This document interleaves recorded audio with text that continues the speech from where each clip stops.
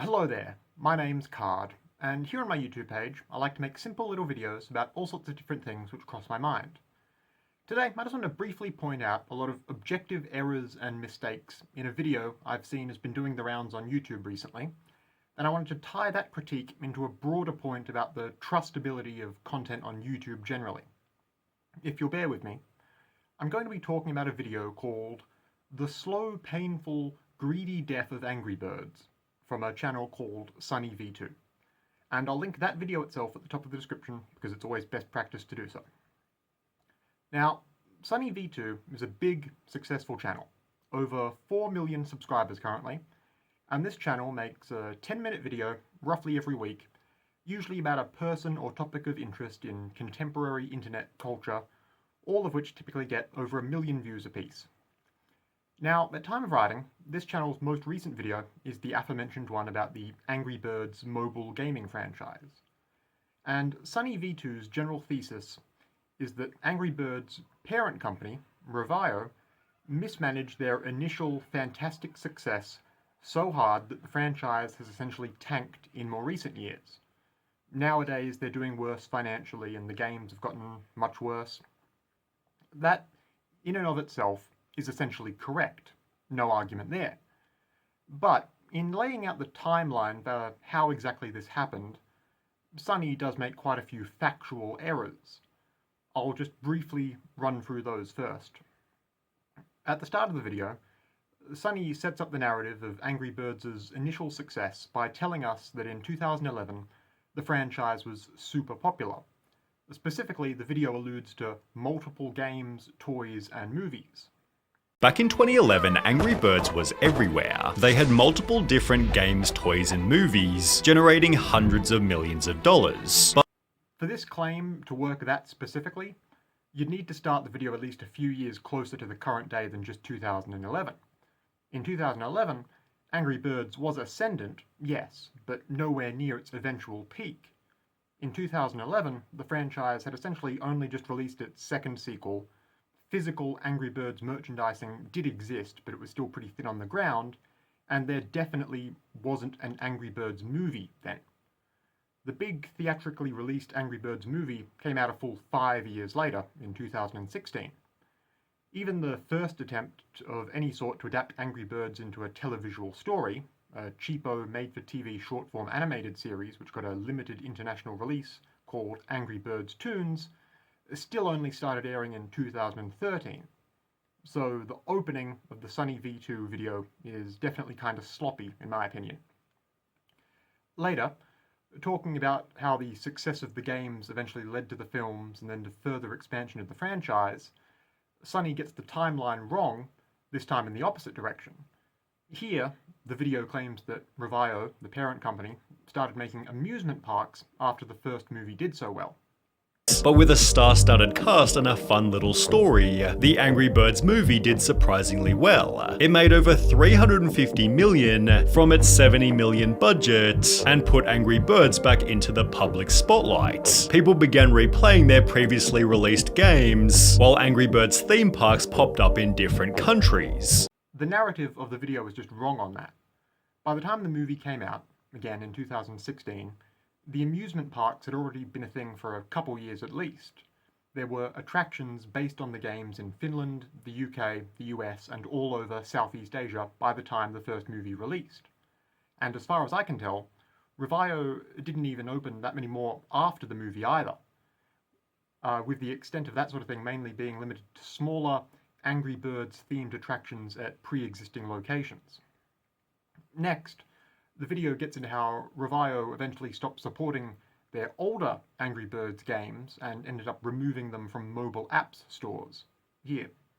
Still, the movie made a profit of $82 million, right as the company was making some weird changes. Despite their older games being low maintenance, Rovio decided to completely stop updating them. Then, without explanation, some of the older beloved titles, including the original Angry Birds, were deleted from the App Store. Again, the timeline is all off here, and the facts have been rearranged to better fit the narrative of the video. Sunny claims the delisting happened after the second big Angry Birds movie, and it makes it out to seem like those cuts happened because of how the second movie underperformed at the box office. But in actuality, all those old games stopped receiving proper updates years before the second movie came out, and they were all delisted entirely months before the film's release. Final clip from the Sunny video I want to use here.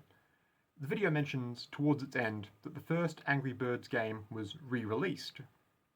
Response to the backlash that announced they plan on redeveloping Angry Birds Classic, which was re-released on the App Store in 2022, but at a price of $1.99 with no in-game purchases. They'd changed Classic's name to Red's First Flight, making it harder to find in the App Store, thus prompting players to buy the newer, more profitable games. All the minor little details there are basically all wrong. It wasn't priced $1.99, it was just 99 cents, and the name change from Angry Birds Classic to Red's First Flight didn't happen until much later either, although the video makes it seem like it was released with that new title from the get-go.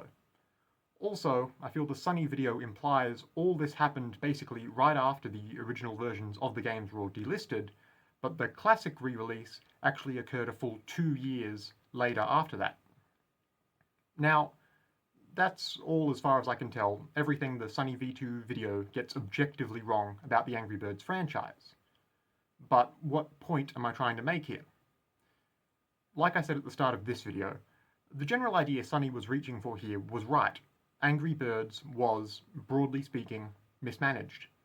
Although the exact chain of events you get from Sunny aren't accurate. Now, I also think it's worth mentioning that it's ultimately not that important that something like this SunnyV2 video be held to a perfect standard. It would be better, yes, if the writing had been tightened up or fact-checked a little bit better before this video of his released. No disrespect, but SunnyV2 is, at the end of the day, just a low-importance slop entertainment product. And it's not like he's even talking about a real person or anything that matters here. This video is a 10-minute basic retrospective about a mobile gaming franchise. I didn't make this video to try and demonize SunnyV2 necessarily. I don't think too highly of what his regular output is, it's just not my sort of thing. But I'm also not interested in attacking it or tearing his channel down. The point I actually wanted to make today is just to demonstrate that whenever you're watching something online, just please keep in mind that the things you see and hear can be incorrect.